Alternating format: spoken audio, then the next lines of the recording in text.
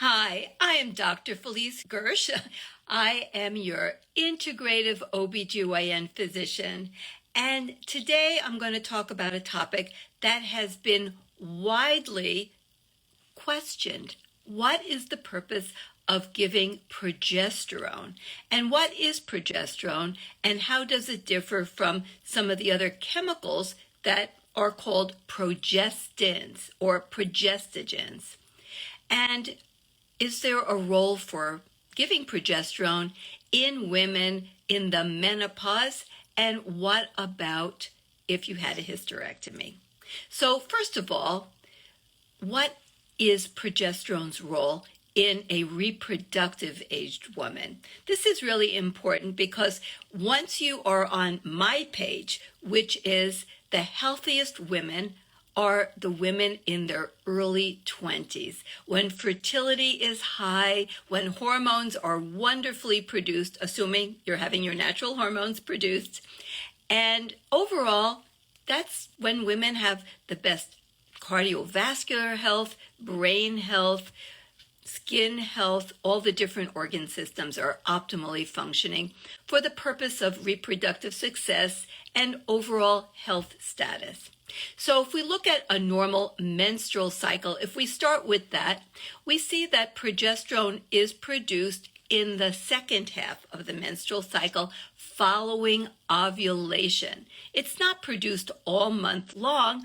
So if our goal as menopausal women is to try to be as healthy as we can, with the goal, I'm not saying you can achieve it, but the goal being to be as close to achieving the health of a woman who's in her early 20s as possible. Remember, I said it's not doable, but we strive for it, okay? So once you recognize, as I long ago did, that the foundation of health is having optimized hormones so that you can then have proper cellular functioning, optimized reproduction for the prime directive of life, creating new life, and then living a long life to have multiple pregnancies, raise the children to their sexual maturity. I'm not saying everyone should have babies. I'm just saying you need to recognize how the female body evolved and what hormones are for. So hormones in the reproductive arena are to optimize directly the conception and maintenance of a pregnancy, but you cannot have a healthy pregnancy in an unhealthy body.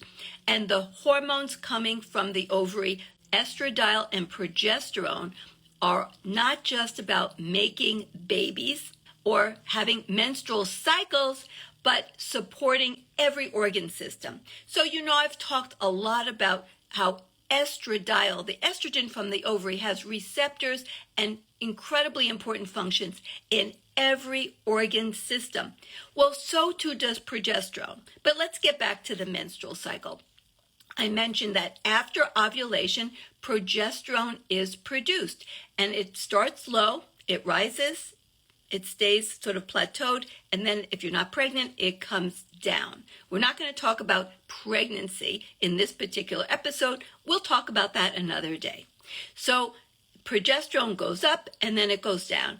A normal luteal phase, the second half of the menstrual cycle, also called the secretory phase. Luteal refers to the changes in the ovary because the corpus luteum, a specialized structure in the ovary that's produced after ovulation, is what produces progesterone, and it causes a secretory state in the lining, the endometrium of the uterus, which is preparing for a possible implanted embryo. So you go into the secretory phase, also known as the luteal phase. So you have the progesterone rise and fall. Now, during this time in a menstrual cycle, you're having various effects of the progesterone on other estrogen, thyroid, testosterone receptors. So it's important to know there's an amazing interaction between these vital hormones. So progesterone, for example, downregulates testosterone receptors. So that's important because why is that? I mean, you think about it's all about reproduction, because why would a woman have naturally the highest sex drive after she's already ovulated, when she's no longer capable of conceiving. Nature says, you don't have to have sex now. Have it earlier when your testosterone receptors are more optimized, and estradiol will increase the function of testosterone receptors. Progesterone downregulates it. As well, progesterone downregulates the estrogen receptors. And that's really important because everything is in a beautiful rhythm. And it turns out as well, there's this other complex system in the body. We'll talk about that more another time, called the endocannabinoid system.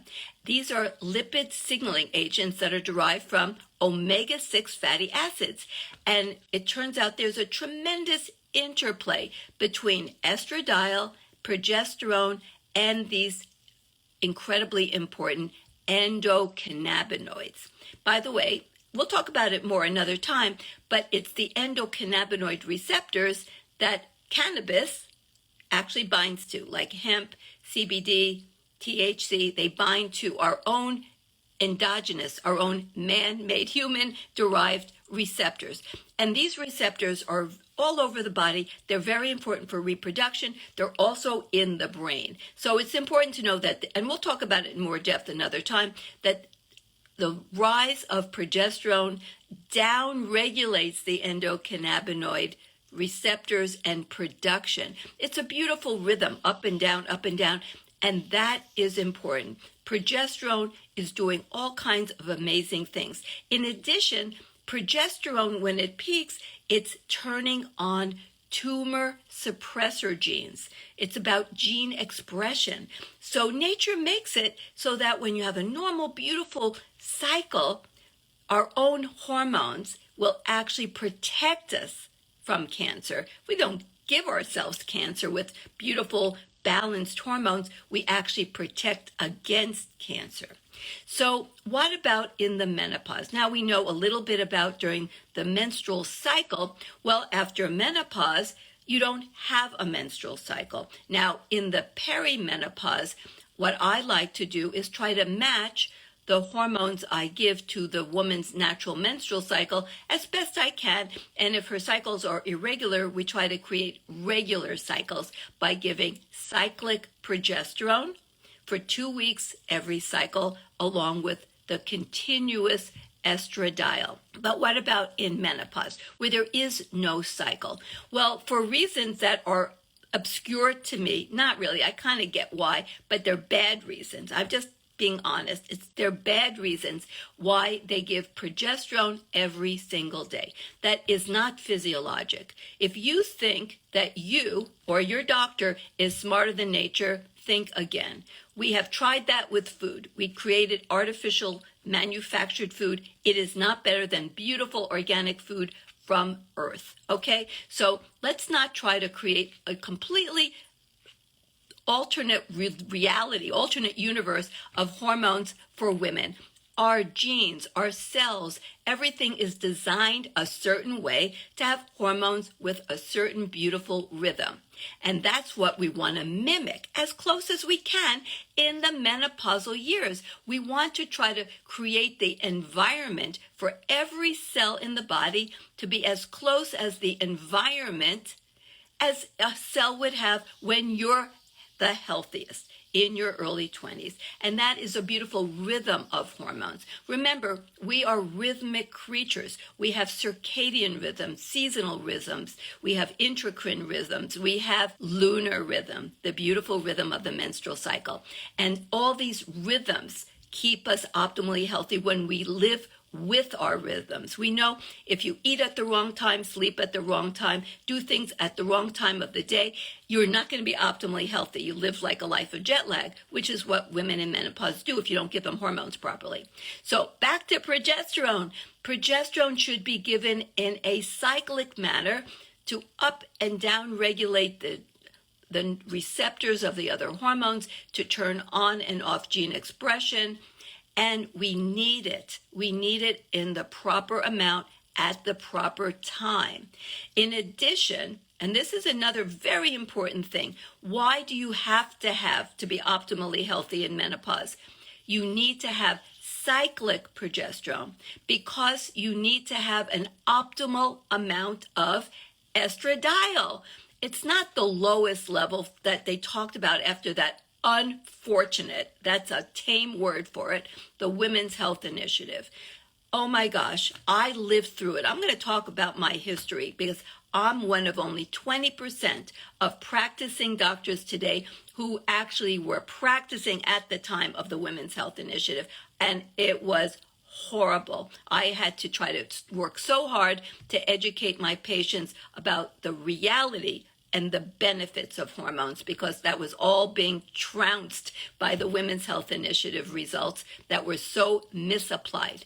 But back to progesterone. If you want to optimize estradiol levels so that you have optimal health, you have to shed the uterine lining. Like, why is that?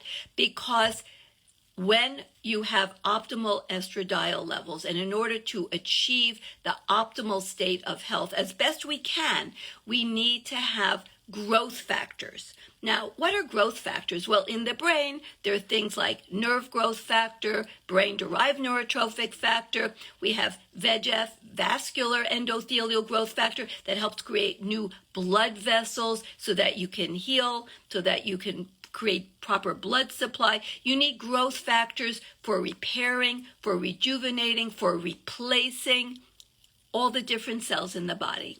You need to have growth factors so that you can maintain a proper stem cell pool. You need to be able to take stem cells and turn them into new cells.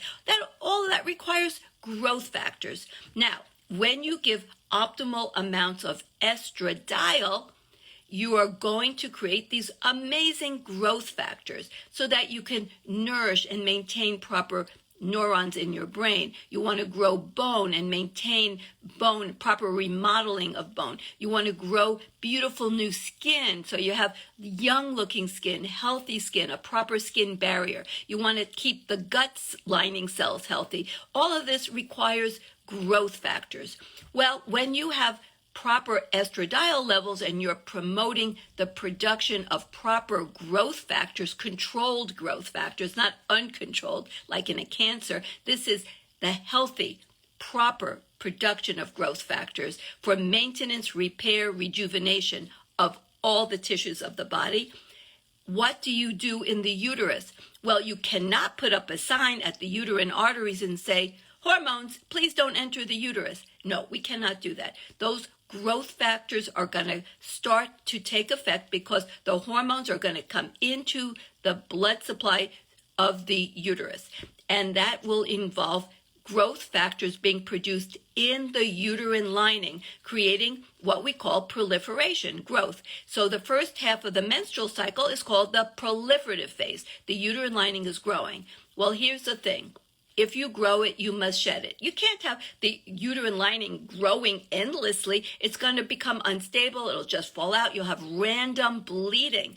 So we don't want random bleeding. That's terrible. So we have a controlled bleed, just like a menstrual cycle. We give the progesterone. We stop the progesterone after 2 weeks, and then you shed the uterine lining. And that allows you to optimize the dose of the estradiol so that you optimize cellular function all over the body in every organ system for proper maintenance, repair, rejuvenation of every organ system. So progesterone has its own unique special functions involving the uterus and hormones, but what else does progesterone do? Now, I hope that you will agree with me that optimized hormones are really essential for optimized health and healthy longevity, which is our goal. We want to kick the can down the road. So all the bad stuff that starts to happen in women's bodies when they hit around 65, instead, it won't even start until you're 95. So you can live a good 30 more years or more with great optimal function, health, quality of life. That is my goal when I care for my postmenopausal women, and of course earlier to get them in optimal state so that they have a great health savings account to deal with all that comes when they lose their ovarian function. So we definitely want to know more about progesterone. Progesterone, like estrogen, has receptors in all the organ systems. It's a really important thing for you to know that there is nothing in the body, whether it's an enzyme, a neurotransmitter, or hormone, that does one thing. This is why I'm so embarrassed about the history of gynecology. Remember, I'm dual board certified, OBGYN and integrative medicine. And OBGYN training says progesterone is about one thing. It's about menstrual cycles, well, I should say, and pregnancy. Two things, the menstrual cycle and pregnancy. How limited is that understanding of progesterone? Of course, they often have the same thinking about estrogen. In fact, estrogen they think is one thing, when we know now, I hope you know, it's a family of hormones. There's not one estrogen. Estrogen is a family. So we have progesterone having receptors all over the body. Let's just touch on a few, because I don't want to keep you here all night. So we'll touch on a few. Let's start with one of my favorite organs, the brain. So progesterone is neuroprotective. It increases nerve health, nerve function. It actually can increase production of neurotransmitters. In addition, it's very anti-inflammatory, so it helps to calm down the immune system that's embedded in the brain or that comes in from the peripheral blood supply into the brain, creating inflammation as women age from gut problems, dysbiosis, chronic infections, trauma to the brain, and so on. We know, for example, reproductive aged women, if they have brain trauma, they heal better than men because they have estradiol and progesterone. Progesterone, very protective of the brain. It is very anti-inflammatory, and it is great for neurons, as well as estradiol is great for neurons. It helps produce neurotransmitters and maintain myelin. That's like the insulation of nerves, which is so critical for nerve function. Let's touch on something else that I love to talk about, skin. It turns out that there's a load of data on the benefits of progesterone for having young, healthy skin. There's studies showing that you have better skin, less blemishes. How about collagen? That you'll have better collagen and you'll have more elasticity. So you have more flexibility, stretchy skin, thicker skin, healthier skin, beautiful skin. It helps with producing the proper sebum that moisturizes and creates the right microbiome of skin. All of that is for progesterone. It's wonderful for skin. So now we've touched on brain and skin. I said I'm not going to do every organ system, but I could, but I'm going to touch on just a few today.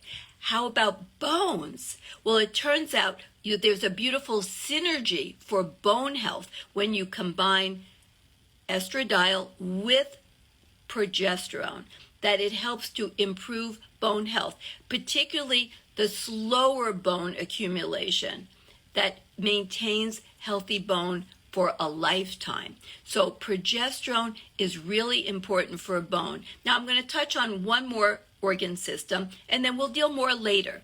How about your thyroid? Did you know that there's a really critical relationship between thyroid and progesterone? It's really a huge deal. So it turns out that progesterone is very important for thyroid function. The enzymes involved in conversion of the storage form of thyroid T4 to the active form T3 is definitely modulated, controlled by progesterone. So when you have insufficient amount of progesterone, you do not properly convert T4, the storage form of thyroid, into T3, the active form. So think of it like this. T4 is like money in a savings account. It's there for when you need it. But what if you can't withdraw it? What if there are no ATMs? You need to get out the money to spend it as cash, if say there's a cash society. Well, progesterone is really important for taking the storage form, like the savings account of thyroid, T4, and then converting it into cash in hand to actually create the effects in the cells, T3. So even if you have a normal T4 level, and T4 feeds back through the brain to control the TSH, thyroid stimulating hormone level. So you can have completely normal thyroid levels if all you're measuring, which is what's commonly measured by endocrinologists and internists, family doctors in the conventional medical world. They measure TSH, thyroid stimulating hormone, and T4.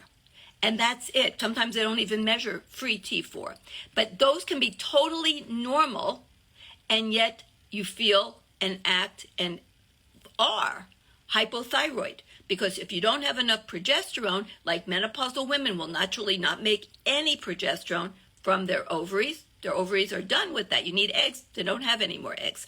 So you will not convert T4 to T3 properly, and effectively you are a hypothyroid woman with normal thyroid hormone levels, according to the doctors, and they think you're crazy and they put you on an antidepressant. That is not the solution. The solution isn't even giving thyroid hormone. It's making sure you have optimal progesterone. So many doctors don't know anything about this, but now you do. What about TSH? There's data showing that you will lower the TSH. We don't want high TSH. So that you lower it, you have more thyroid hormone produced, T4. So not only do you have better conversion of T4 to T3, but you make T4 better. You have proper function of the enzyme systems in the thyroid gland to actually produce T3 from T4 and to make T4 in the first place. And you have more T4, the storage form of thyroid. You'll lower your TSH. You don't want high, in a good way. This is a good thing. You don't want high TSH, means that your brain is saying there's not enough thyroid present in the form of T4. That's what feeds back on the brain. So progesterone is critical for having proper thyroid production, T4 and T3. And as well, there are proteins that bind thyroid. They're thyroid globulin binders. They're just, think of them as like glue. They're not really glue, of course. They're proteins that bind thyroid in the blood, making them unavailable to the tissues. If you have too much of that, then guess what? You can't release it. Well, progesterone actually keeps you from making too much of that binding globulin so that you don't bind up the thyroid hormone you have, and you can then have it available, unbound, to work on the tissues. This is a very big deal. So, and that's sort of the yin and yang of thyroid and estrogen and progesterone. So it's important to know there's this sort of, like I said, yin yang. So if in some ways progesterone and estradiol are like a dynamo team. They balance each other out in the body. They balance each other out in the uterus with the thyroid. In the brain, they work as a beautiful team to control inflammation and promote neurogenesis. Oh, I want to talk a little bit more about sleep, okay? So that's kind of a brain thing. It's about the neurotransmitter, GABA. So GABA is promoted in terms of its production by progesterone. So it promotes proper sleep and also reduces anxiety. Now, there are rare people that have paradoxical effects, and you give something, they get a reverse effect, but I'm talking about generally speaking. Progesterone helps tremendously with sleep and reduces anxiety. Now, what about giving progesterone? So you want to give it for just 2 weeks. The general way that we give it is as a pill, and it has to be progesterone, not a progestin, not a fake mimic of progesterone like they used in the Women's Health Initiative, which was MPA, medroxyprogesterone acetate. That's not what we want. We want to use the real McCoy, P4, progesterone. Now, traditionally, the doses of progesterone as a pill comes as 100 and 200 milligrams. So I would use the 200 milligrams for 14 days and then stop it, and then you'll get a period. And I will give this whether there's a uterus or not. Because remember, we're talking about thyroid and bone and brain and mood and skin and other organ systems we'll deal with another time. Progesterone has receptors everywhere. It's vitally important for overall health of the body, not just of the uterus. That's what makes me so embarrassed about the way OBGYNs have been thinking all these decades I've been in practice. That is absurd. Progesterone isn't just about the uterus and pregnancy. It's about health and life and all the organ systems. Now, you can give progesterone as a cream. There's no good published data, and it's hard to absorb through the skin. So the doses often have to be higher. But we can give it because some women, they do not do well on the oral progesterone. It's so sedating for them. They feel drugged. And in that group, sometimes I'll give it earlier in the evening. But if they just can't tolerate it, I have to do something. I will give progesterone cream. And I know how to use it. Not everybody does. But, you give it to create a bleed. And you can check the levels of progesterone in the body with the cream. But when you give it orally, you can't check the levels because it gets turned into metabolites, alternative types of agents from the progesterone, so you can't measure it. So you have to go by the studies, which is 200 is protective. You can go higher if people will tolerate it. And I can't fine tune in this particular talk to you about the fine-tuning of how to give progesterone, but as a general rule, 200 for 14 days will be adequate for most. If you can't tolerate it, then we have to go to cream. And in terms of the Mirena IUD or progestins, I'm going to address that another time because I do need to talk about what is a Mirena, and it's like cohorts like Skylar and so on. What's in it? What does it do? When would you want to use it in menopause, if ever? But I'm not going to deal with that now because I want you to understand how important it is for today to give real progesterone, that you want to give it cyclically, and that progesterone isn't just about one or two things. The uterine lining, it's not about just cycles, it's not about just, being pregnant. It's about health of multiple organ systems in the body, and it works in a beautiful synergy with estradiol. They go together. They go together. We'll talk much more about this, but as a start, I hope you will now embrace and love cyclic progesterone and progesterone, the real thing, for life.